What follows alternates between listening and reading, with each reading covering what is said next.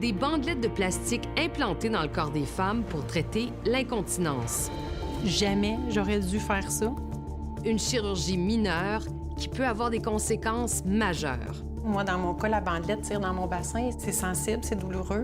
Ce dispositif médical ne pose pas de problème pour la majorité des femmes, mais pour certaines, ça a été la catastrophe. Quelqu'un doit admettre l'ampleur du désastre. Mon combat, c'est de trouver quelqu'un qui va m'enlever cette bandelette-là, parce que ça sent bien pire.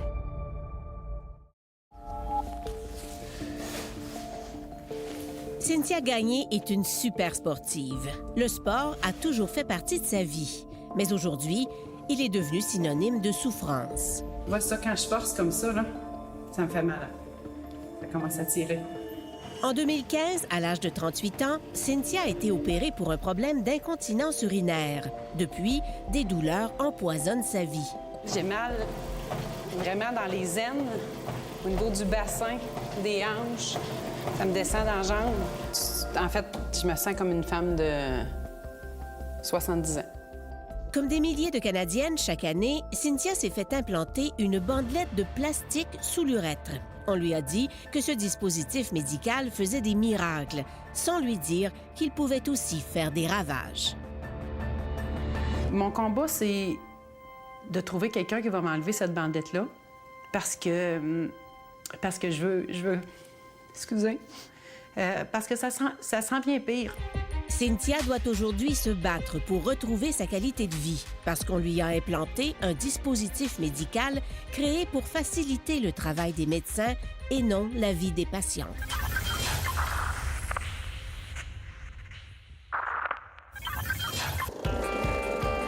Motocross, randonnée pédestre, demi-marathon, canotage, vélo de montagne, vélo de route. Cynthia Gagné n'était pas facile à arrêter.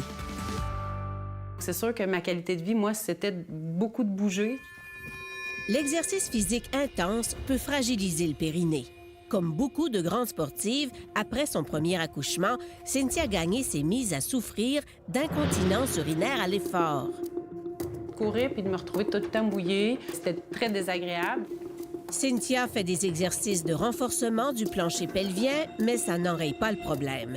Elle se retrouve dans le bureau du neurologue.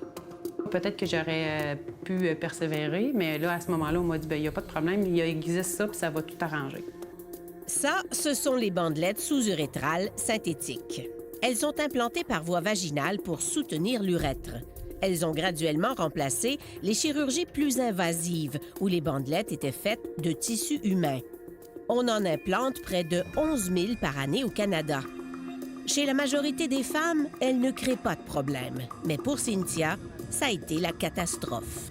Je me suis mis à avoir des bonnes douleurs dans le bas du ventre. J'ai de la difficulté même à sortir de ma voiture, à mettre mes bottes. C'était vraiment une douleur intense, Hélène. Le dossier médical de Cynthia révèle une trentaine de rendez-vous médicaux au cours des 2 dernières années. On m'a dit que ça pouvait être la ménopause qui me causait ces douleurs-là. Mais par contre, les tests sanguins disent que je ne suis pas en ménopause. Personne ne pense à la bandelette, pas même Cynthia, jusqu'à ce que la situation se dégrade davantage. Je me suis mis à avoir des douleurs au niveau du vagin à l'intérieur, difficulté à aller aux toilettes, à uriner, à aller à la selle. Ah, c'est bien beau! Les activités quotidiennes sont pénibles, les relations sexuelles douloureuses. Et par-dessus le marché, l'incontinence est de retour. À l'été 2018, Cynthia revoit pour la première fois l'urologue Julie Morissette qui lui a posé sa bandelette 2 ans et demi plus tôt. Celle-ci propose d'enlever une partie de la bandelette qui semble trop tendue. À ce moment-là, j'ai dit non. J'aimerais mieux investiguer plus loin pour savoir qu'est-ce qui se passe vraiment. L'urologue note dans le dossier « La patiente désire des certitudes ». Les certitudes ne tardent pas à venir. Je sens un corps étranger, je la sens en moi. En novembre 2018, l'émission française Cache Investigation présente un reportage sur les treillis vaginaux. Qui est responsable du calvaire de Natacha? Comment un implant qui doit soigner peut-il détruire une vie? Les treillis dénoncés dans l'émission sont différents de la bandelette de Cynthia. Ils sont plus imposants et soutiennent la vessie plutôt que l'urètre seulement. Malgré cela, Cynthia reconnaît ses douleurs et son histoire à travers celle des Françaises. J'ai eu l'opportunité de voir ce reportage-là qui m'a ouvert la porte sur le monde entier. Cynthia découvre une douzaine de groupes Facebook destinés aux victimes des treillis et bandelettes. J'ai vu que j'étais pas seule, qu'il y avait des milliers et des milliers de personnes comme moi qui avaient les mêmes symptômes. Le plus commun, c'est la douleur dans les jambes, la région du vagin, la région pelvienne. Dans notre groupe, 7 femmes sur 10 n'ont plus de vie sexuelle à cause de leurs bandelettes. Après avoir elle-même souffert de la pose d'une bandelette, la Britannique Kat Sampson est devenue l'une des porte-étendards mondiales du mouvement anti-bandelette. Quelqu'un doit admettre l'ampleur du désastre et arrêter de dire que ça ne touche qu'une minorité. Le groupe Facebook créé par Kat Sampson, Sling de mèche, en français « Balance ta bandelette », a mené une campagne efficace. En 2017, l'utilisation des treillis vaginaux a été restreinte au Royaume-Uni et l'utilisation des bandelettes vient d'être suspendue. Elles sont faites du même plastique, pénètrent de la même façon dans les nerfs et les tissus. C'est le même problème. Les complications des bandelettes sont moins graves et moins fréquentes que celles des treillis vaginaux. Mais il est exact qu'elles sont de même nature. Il y a beaucoup de raisons pour lesquelles elles peuvent faire mal. La raison, disons, la plus fréquente semblerait qu'il y ait trop de tension sur la bandelette, ce qui va écraser un petit peu les nerfs autour de l'urètre.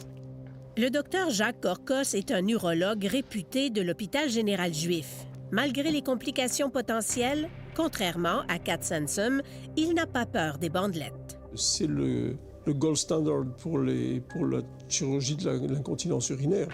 On en voit très peu, on voit très peu de complications. Je ne me souviens pas, personnellement, de plus que 2 patientes en 25 ans à qui j'ai enlevé des bandelettes que j'ai posées moi-même. Dr Corcos est probablement un virtuose en matière de chirurgie. 2 vastes études publiées récemment au Royaume-Uni révèlent un taux de réopération de 5 % et un taux de complications de 10 % dans les 5 années suivant l'implantation d'une bandelette. Au Canada, ça veut dire des milliers de femmes qui expérimentent des problèmes dont, bien souvent, selon notre enquête, on ne les avait pas prévenues. Honnêtement, j'étais vraiment choquée. Cynthia a découvert qu'1 an et demi avant sa chirurgie, Santé Canada a publié un avis demandant aux médecins d'aviser leurs patientes des complications potentielles liées aux bandelettes. Est-ce qu'on vous a parlé des risques associés à ça? Non, aucune mention de complications possibles. Les complications ne sont pourtant pas banales. Perforation de l'urètre ou du vagin par la bandelette, douleurs aiguës ou chroniques, problèmes urinaires, relations sexuelles douloureuses. Dans le dossier de Cynthia, son urologue a inscrit « risques et complications expliquées ». Mais Cynthia maintient qu'on lui a mentionné les complications inhérentes à toute chirurgie, mais pas celles qui sont liées à l'utilisation des bandelettes. Je l'aurais vraiment évalué. En fait, je l'aurais pas fait, là. J'aurais pas pris le risque. Nous avons parlé à 6 femmes opérées par la même urologue que Cynthia. Toutes ont affirmé ne pas avoir été informées des complications mentionnées dans l'avis de Santé Canada. Vous avez eu combien de réponses? Peut-être une centaine. De femmes qui vous répondent, qui vous conseillent? Oui. Cynthia a fondé le premier groupe de support québécois destiné aux porteuses de bandelettes. En une semaine, 80 femmes se sont manifestées. On s'est rendu compte qu'on est plusieurs à avoir les mêmes problèmes et les femmes disaient « ça expliquerait pourquoi j'étais en mal aux hanches, ça expliquerait pourquoi j'étais en mal à l'aine ». Les femmes étaient surprises. On ne fait pas toujours le lien et quand on va voir nos médecins, ils ne nous informent pas toujours. En fait, je ne suis même pas certaine qu'ils le savent qu'il y a un lien. Ils vont dire c'est de l'arthrite, c'est un problème de disque, un problème de vésicule, de l'endométriose, des fibromes. On est face à un déni institutionnel. Pire, à une trahison institutionnelle. Cynthia décide de trouver un médecin qui va la débarrasser de sa bandelette. La démarche sera pénible. Honnêtement, je ne sais plus pantoute quoi faire. Non. Je suis toute mêlée.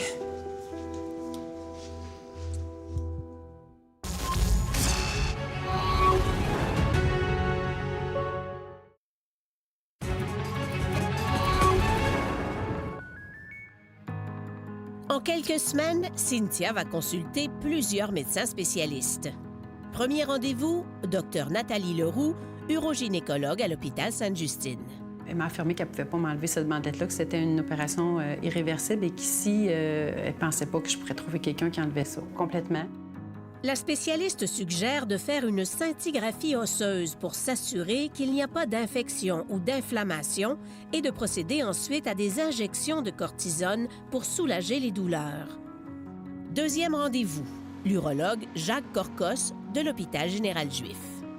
Il me propose de l'enlever partiellement, en fait, la partie vaginale. C'est une intervention très simple, qui se fait en ambulatoire. La patiente rentre chez elle le soir et on va se croiser les doigts pour que ça suffise. Troisième rendez-vous, une autre urologue réputée, Dr Lee Métu, du Centre hospitalier universitaire de Sherbrooke. Docteur Tu me propose de me retirer ma bandelette complètement. Cynthia se retrouve avec 4 propositions de traitement pour un même problème. Des injections de cortisone avec Dr Leroux, un retrait partiel de quelques centimètres avec Dr Morissette qui a posé la bandelette, un retrait partiel substantiel avec Dr Corcos et un retrait total avec Dr Tu. Honnêtement, je ne sais plus à qui faire confiance. Cynthia communique via Skype avec le docteur Dionysios Veronikis, un urogynécologue américain qui dit avoir retiré des milliers de treillis et bandelettes. Il m'assure que je dois absolument enlever la bandelette au complet et ne pas l'enlever partiellement. Lui me dit que c'est extrêmement une opération extrêmement difficile à faire. Cynthia a une bandelette de type TVTO, fabriquée par une filiale de la compagnie Johnson & Johnson. Elle passe sous l'urètre et ressort à l'intérieur des cuisses après avoir traversé une zone délicate du bassin.